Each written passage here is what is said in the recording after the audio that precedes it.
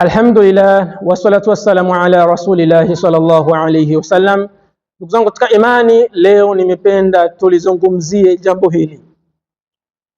Wimbi la watoto wa haramu katika mitaa yetu ni kubwa mno, na asilimia kubwa ni watoto wa Kiislamu.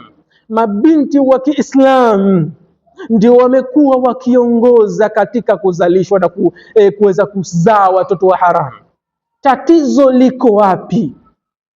Tatizo liko wapi ndugu zangu katika imani? Wazazi, naanza na wazazi. Wazazi wengi wamejisahau katika malezi ya mabinti zao. Wazazi mtakuja kuulizwa na Allah tabarakahu wa taala, kullukum ra'in wa kullukum mas'ulun an ra'iyatihi. Kila mmoja wetu ni mchunga na kila mmoja wetu atakuja kuulizwa juu ya kile alichokichunga. Ulikuwa na binti yako akazalishwa mtoto nje ya ndoa, ulikuwa na binti yako akazalishwa mtoto nje ya ndoa, Allah atakuuliza ulikuwa wapi? Hukumfahamisha binti yako ile aya ya Allah inayosema wala taqrabu zina innahu kana fahishatan wa saa sabila. Hukumpeleka madrasa akasoma. Mzazi utakuja kuulizwa. Na vijana mnaowazalisha mabinti hawa na kwengine kuwatelekeza kabisa, mtakuja kuulizwa na Allah. Usijione wewe ni rijali, usijione wewe ni mwanaume kamili kwa kuzalisha huku na kule.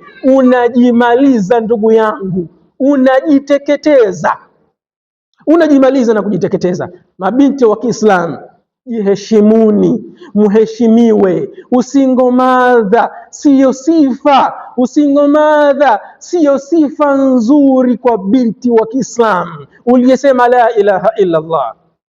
Wote ambao tayari mmeshaingia katika jina hili, bado hamjachelewa. Tubia kwa Allah, sema ya Allah, niliteleza nikapata mtoto huyu wa haram, sasa basi nimezinduka, ninatubia kwako na usirejee tena. Lakini wako wengine ambao mpaka wamejisahau,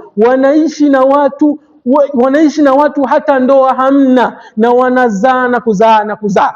Wanajisahau ya kwamba wanachokifanya ni zinaa na wanachokizalisha ni cha haramu, na mkutano wao wa kuishi pamoja ni wa haramu. Wengine wanasubiri Ramadhani ifike ndio watengane, wengine mpaka Ramadhani zinaingia wako pamoja. Tumuogope Allah, na wahusia ndugu zangu katika imani, tumuogope Allah juu ya jambo hili.